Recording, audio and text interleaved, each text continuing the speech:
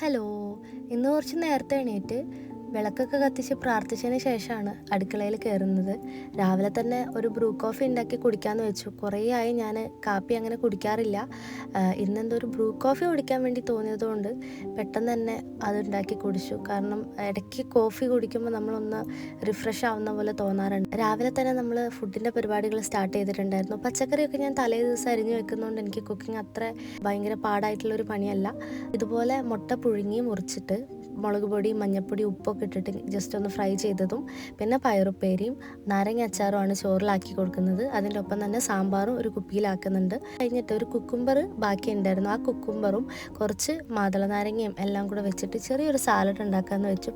പക്ഷേ പീലർ എനിക്ക് പണി തന്നു. അതുകൊണ്ട് കറക്റ്റ് പീൽ ചെയ്ത് കിട്ടുന്നുണ്ടായിരുന്നില്ല. അതെല്ലാം കഴിഞ്ഞിട്ട് ഒരു പപ്പായ എടുത്തിട്ടുണ്ടായിരുന്നു. പപ്പായ നമ്മുടെ നാട്ടിൽ നിന്നുള്ള പപ്പായൻ്റെ ബാക്കിയാണ്. ഇനി അത് വെച്ചാൽ കൊള്ളില്ല. അതുകൊണ്ട് അതെല്ലാം അരിഞ്ഞു വെച്ചിട്ടുണ്ടായിരുന്നു. ഉച്ചയ്ക്ക് കഴിക്കാനായിട്ട് ഇതേ സെയിം സാധനങ്ങളൊക്കെയാണ്. നമ്മൾ ഇറച്ചി മീനും വാങ്ങിയിട്ടുണ്ടായിരുന്നില്ല. അതെല്ലാം കഴിഞ്ഞ് ചുമ്മാ ടെറസിൻ്റെ മുകളിലേക്ക് കയറിയ സമയത്ത് നല്ല രസമായിരുന്നു അവിടെ നിൽക്കാനായിട്ട്. അതിനിടയിൽ ഒരു ട്രെയിനും കൂടെ പോകുന്നുണ്ടായിരുന്നു. അപ്പോൾ നല്ല ഭംഗിയായി തോന്നി അങ്ങോട്ട് നോക്കുന്ന സമയത്ത്. അപ്പോൾ അത്രയേ ഉള്ളൂ. അടുത്ത വീഡിയോയിൽ കാണാം.